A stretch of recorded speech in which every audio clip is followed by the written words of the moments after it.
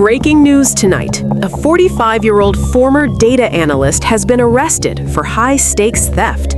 The suspect claims desperation, stating his role was automated, taken by AI just 3 months ago. He told officers he had no other option to survive.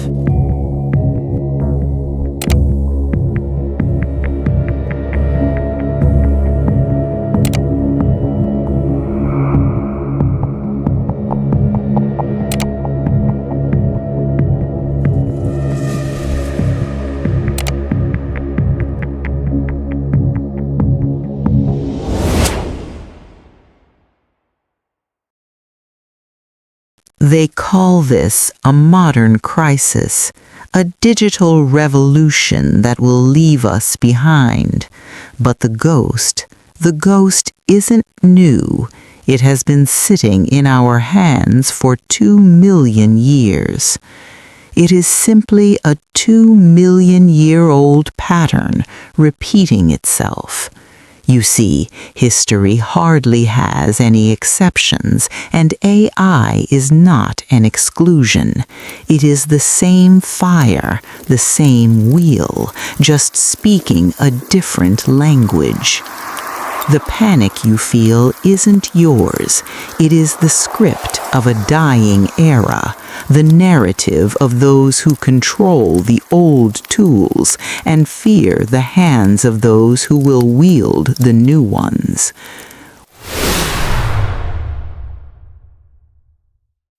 Welcome to the Anomaly Archives. It's time to stop looking at the brand name and start looking at the history. Because AI isn't our replacement, it's our forefathers' tool, and the archive is officially open. You've seen the panic. You've heard the noise, but you are here because you want to look underneath. You are here because you've asked the questions that keep the world awake at night. Why did a simple piece of stone, something our grandfathers' grandfathers used, start a path that led straight to the computer? Why is this AI moving so much faster than the car, the TV, or even the internet? Why can it paint a beautiful picture in seconds when it takes us a lifetime to learn? Why does it know things that even a professor of 40 years doesn't? How can it speak in hundreds of languages while we struggle with just one? Why does it never get tired? It works 365 days a year with no holidays, no sleep, and no rest. And what if it never dies? What if it learns to fix itself, to rebuild itself? What happens if it eventually turns on us? Are we actually building something smart, or are we just looking into a digital mirror? Who is really winning here? The people using the tool, or the people who own it? And the biggest question of all, if a machine can do your job, who are you supposed to be? But wait, stop, do not panic. We've spent so much time staring at the shadow on the wall that we've forgotten to look at the light that is casting it. We have forgotten that there is a yin and a yang to every revolution, a dark fear and a bright potential. Historically, the real question should be, is this artificial intelligence truly a new arrival, or is it a ghost as old as time itself? Is this truly the first time a new world has threatened to shatter the old one? Is this the first time humanity has looked at its own creation and felt the sting of replacement? What is really fueling this dread? Do our inventions replace our humanity, or are they the tools that finally extend it? We worry about our jobs, our economy, and our place in nature. But the real question is, how do we adapt to make the machine our tool instead of becoming a tool for the machine? History has shown us this pattern countless times. The cycle is ancient. To predict where we are going, we must first look back at where we have already been. It is time to adjust your reality. Prepare yourself. We are diving into the archive. Ready, set, go.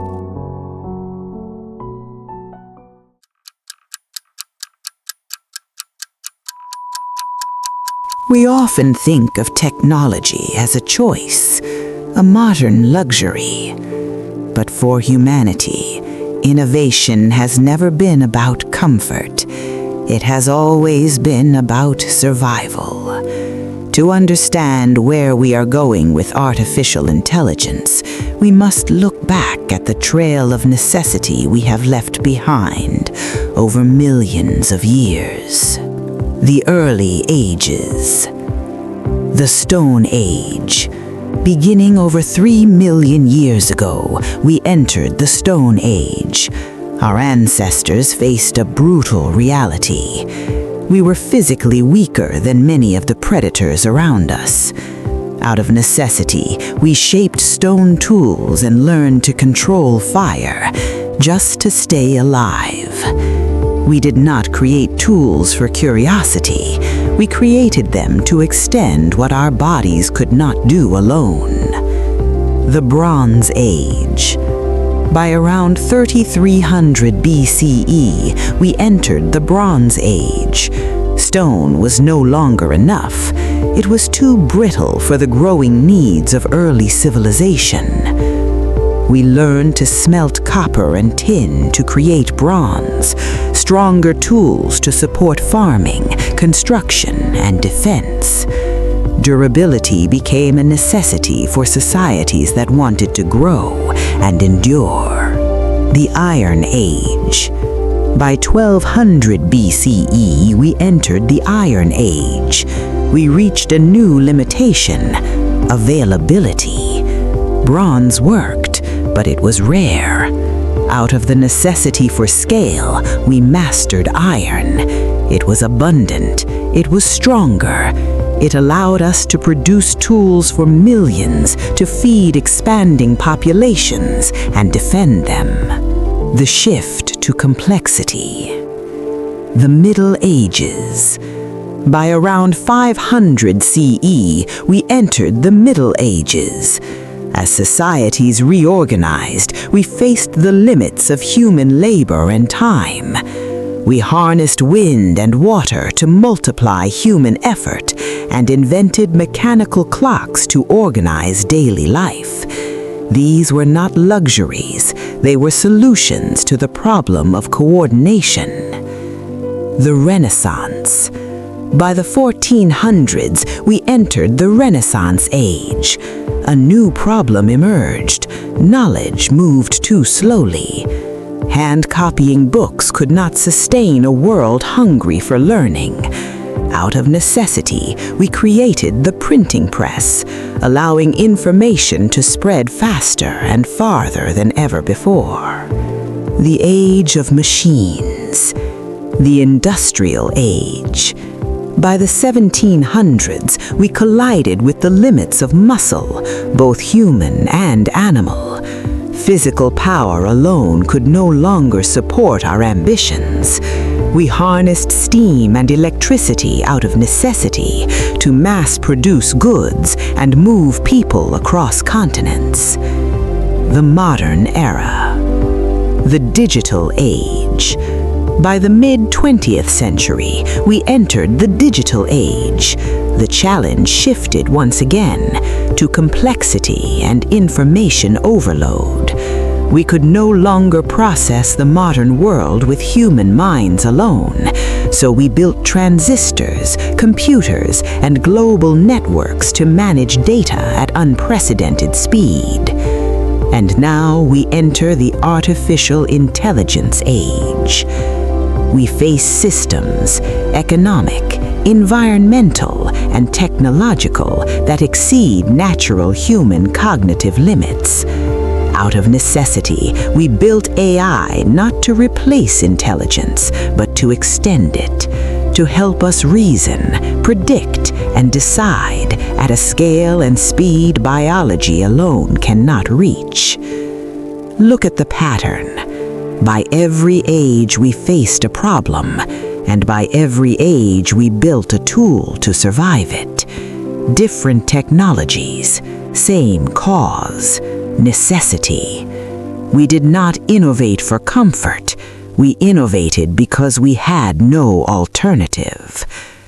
Because if necessity is the mother of invention, then innovation is how we have always survived. For thousands of years, we have been building versions of ourselves, made of stone, iron, and silicon. Every tool we have ever created is more than just an object. It is an extension. Not something separate from us, but something shaped by the limits of our bodies and our refusal to accept them. The first extensions, hands and reach. Look at our beginnings. A sharp stone was not just a rock, it was a fingernail that could cut when our own could not. A hammer was a fist made heavier. A spear was an arm that could reach farther than muscle alone allowed. Technology did not emerge outside the human body, it emerged from it, extending the senses. And we did not stop at our hands. We extended our eyes with telescopes to see the stars and microscopes to see the invisible. We extended our voices with writing and the printing press, allowing us to speak across centuries. With the telephone, we learned to whisper across oceans. We extended our feet with wheels and wings, traveling paths our legs were never meant to walk. Each invention followed the same logic. When the body reached a boundary, we built beyond it. The age of muscle. For most of human history, technology focused on one thing: labor. We bound our strength to the ox and the plow to feed growing villages.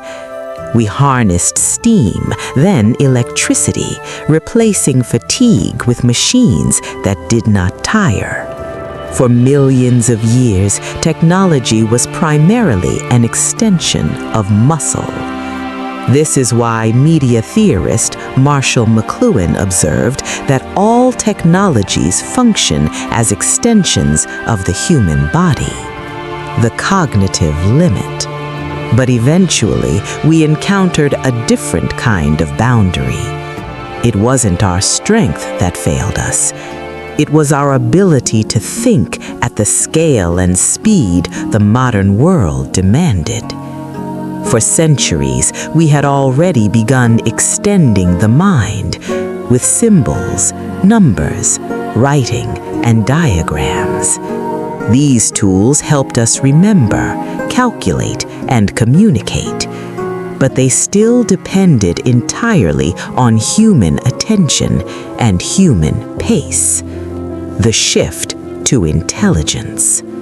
As societies grew larger, systems more interconnected, and data more abundant, those cognitive tools began to strain. Eventually, the world became too complex to fully grasp unaided. So we built something new. Not a tool that only stored information, but one that could process it. Not a system that waited for instruction, but one that could learn from patterns. AI and the extended mind. Artificial intelligence is not the first extension of the human mind. Philosophers Andy Clark and David Chalmers, in their extended mind theory, argued that tools like writing and notation already function as parts of human thinking. But AI represents a decisive shift. For the first time, we created cognitive tools that operate at scale, adapt to complexity, and assist reasoning beyond individual biological limits. AI does not replace the human brain as more as a hammer replaces the hand. It extends cognition into territory biology alone cannot reach. Do you see the pattern? We extended our hands. We extended our senses. We extended our muscles. And when thought itself met a boundary, we extended that too. Artificial intelligence is not an alien force.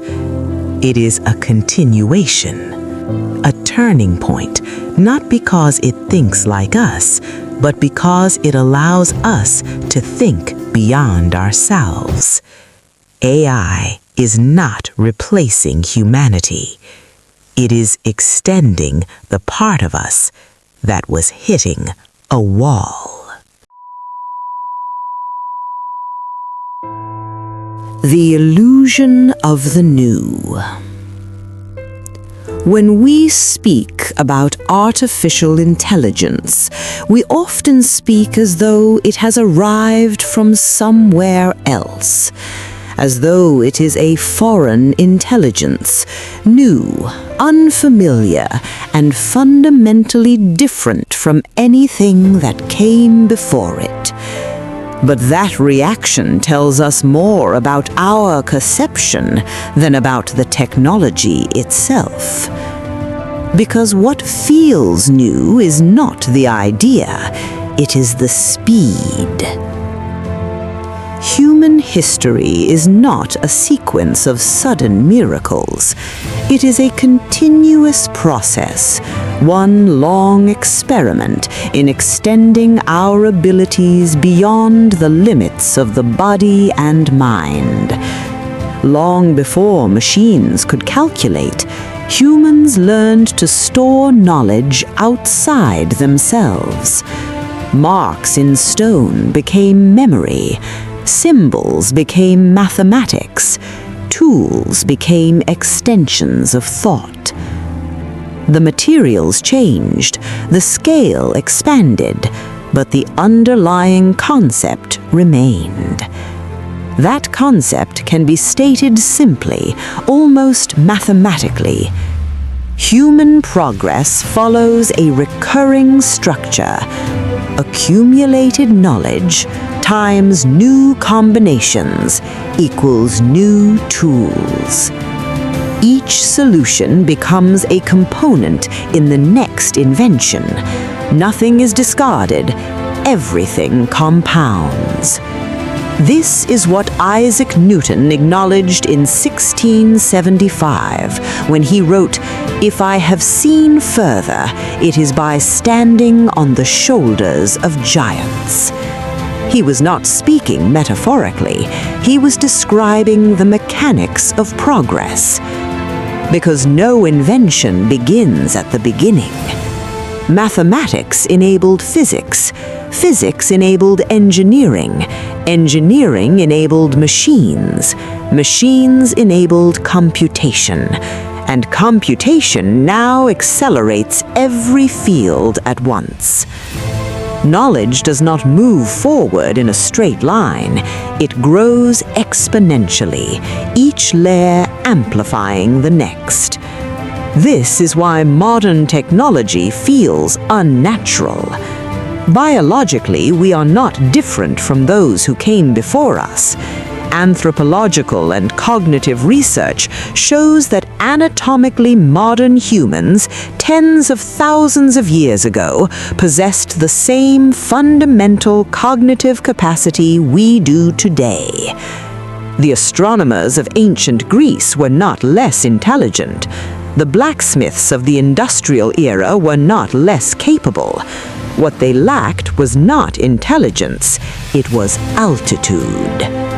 Each generation begins higher than the last, not because the human mind has changed, but because the foundation beneath it has grown. Entire libraries of solved problems now exist before the first question is even asked. And that accumulation changes the nature of time itself. Early technological eras lasted thousands of years. Later ones lasted centuries, then decades. The Stone Age stretched across millennia. The Industrial Age unfolded within a lifetime. The Information Age emerged almost instantly by historical standards. Each era grows shorter because the engine driving progress, compound knowledge, moves faster as it grows larger. This compression is why modern tools feel magical. The leap from stone to bronze required generations. The leap from steam to silicon happened in moments. Artificial intelligence did not appear suddenly. It crossed a visibility threshold. Centuries of logic, mathematics, probability theory, and computation finally converged. And when they did, the result felt otherworldly. But AI is not a new kind of thinking. It is logic formalized, statistics scaled, pattern recognition accelerated. It is the same human impulse that once shaped stone into knives, now expressed through code and silicon. The concept has not changed, only the speed has. And because it feels different, we gave it a new name. We have always named eras after the tools that most powerfully reshaped our lives: stone, iron, steam, electricity. Now we say artificial intelligence. Not because the idea is alien, but because the acceleration makes it feel that way. Artificial intelligence is not humanity's replacement. It is humanity's reflection. Not a mind apart from us, but the latest expression of a very old idea: that knowledge can be shaped into tools, and tools can carry thinking further than any single human ever could. AI is not a break from our past. It is our forefathers' concept, continued, accelerated, and finally visible. And the speed will only increase. More solutions, more problems. Every major invention begins with a promise to make life easier, cleaner, more efficient. And almost always it delivers. But history shows us something less comfortable. Every solution also carries consequences, not immediately visible, not intentional, but inevitable. Because technology does not remove complexity, it moves it. When we solve one problem, we often create several others, problems that are larger, more interconnected, and harder to reverse. This is not a failure of innovation. It is the natural outcome of progress operating at scale. One of the clearest examples appeared at the turn of the 20th century. Industrial cities were drowning in horse manure. Millions of horses powered transport, delivery, and labor. Waste filled the streets. Disease spread rapidly. Urban life was becoming unsustainable. The solution seemed obvious. We replaced the horse with the automobile, and the original problem vanished almost overnight. Cities became cleaner, transportation became faster, commerce expanded. But the solution did not end the story. It rewrote it. The automobile introduced a new layer of problems, each more complex than the last.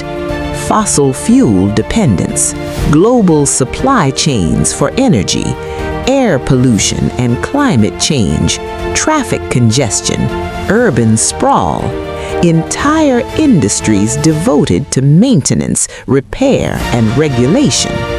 The horse manure crisis disappeared, but its replacement problems multiplied and compounded. This pattern is not unique. It is structural. A defining invention resolves a dominant constraint, but in doing so, it reshapes the environment, and new constraints emerge from that reshaping.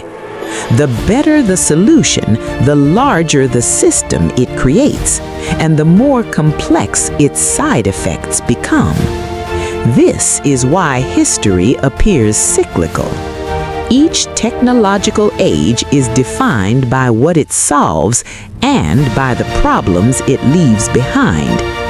Agriculture solved food scarcity and created land ownership, hierarchy, and conflict. Industry solved production limits and created pollution, labor exploitation, and environmental strain. Digital technology solved information scarcity and created overload, surveillance, and dependency. And now we find ourselves in a familiar position. We are no longer inventing for convenience alone. We are inventing to repair. Artificial intelligence, renewable energy, automation, and biotechnology are not answers to ancient questions. They are responses to problems created by the industrial and information ages. In this sense, AI is not just a breakthrough, it is a corrective tool, a way to manage the complexity we ourselves unleashed. But the pattern has not changed. The solutions we build today will create new problems tomorrow, problems we cannot yet see and will one day need new tools to solve. This is not a warning. It is a law of progress. Human history does not move toward perfection. It moves toward greater capability and greater responsibility. Every solution expands our reach. Every expansion reshapes the world. And so the cycle continues, not because we fail to learn, but because learning itself changes the conditions of the game. If you are still listening, then you are rare. In an age of distraction, you chose to hunt for knowledge. You followed the thread from the cave to the code. Together, we have answered the question that keeps us awake at night. Is AI a magical weapon the elites have come to use, or an alien sent to destroy us? No. We have proven that AI is just any other of our forefathers' tools. It is the heir to the stone axe. It is the great-grandchild of the steam engine.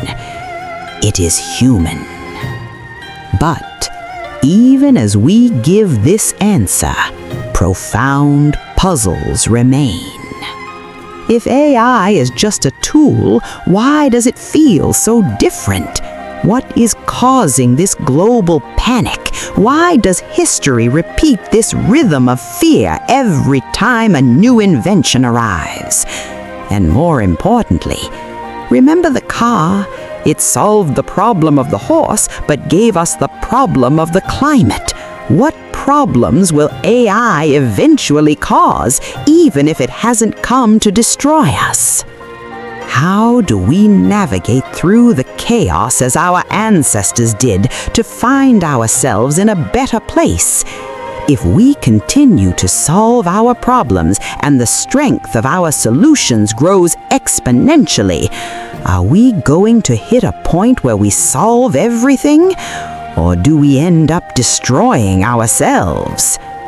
The story of the tool is finished, but the story of the future has just begun. To find the answer, you must walk the rest of the path with us. Subscribe, like, and share this video to keep the signal strong.